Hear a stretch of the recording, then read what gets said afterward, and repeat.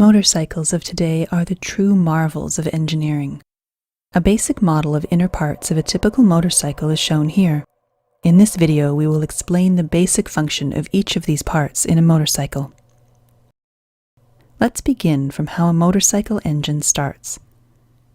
All motorcycles have either a kickstarter or a self-starter or both. A kickstarter mechanism is simple yet interesting.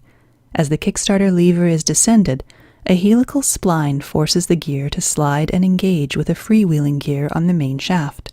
As the lever is descended further, the gear spins on its axis and transfers the power to the clutch hub.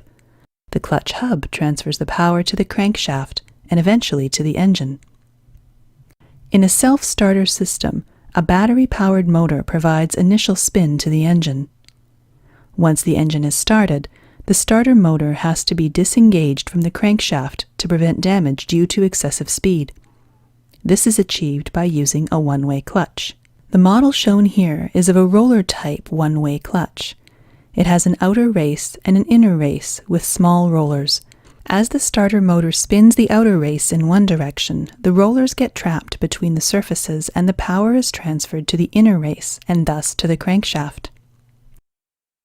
Once the inner race starts spinning faster than the outer race, the rollers get released, causing the inner race to spin freely.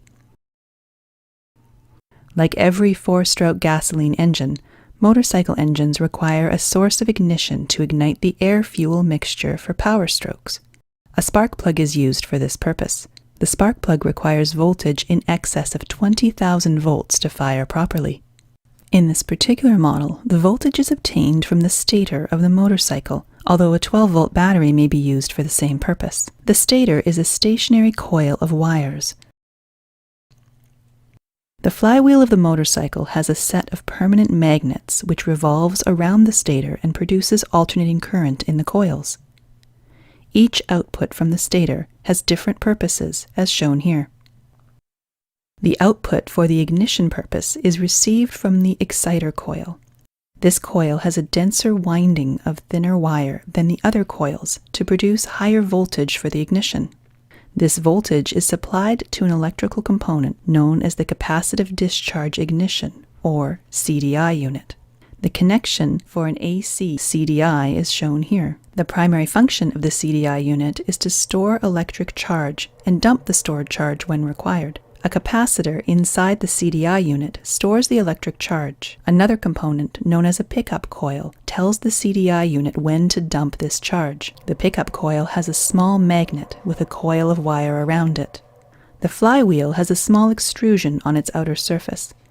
As this extrusion approaches and passes the pickup coil, a small voltage is developed in the coil. This voltage is supplied to the CDI unit, which closes an electronic switch known as a silicon-controlled rectifier, or SCR. This will dump all the charge from the capacitor through the output of the CDI unit. To increase the voltage further, an ignition coil is used. The ignition coil is a step-up transformer which increases voltage up to 200 times the input voltage, which is sufficient to fire the spark plug. Several other factors contribute to the continuous operation of the engine. The intake and exhaust valves are controlled by using a timing chain, as shown here. As long as the engine is running, the crankshaft rotates and transfers power to the other components for proper operation. Single-cylinder engines generally use a counterbalance to reduce the vibration caused by unbalanced forces. The clutch helps in smooth transfer of power from the crankshaft to the transmission system. The transmission system helps in altering the speed and torque as per our requirement.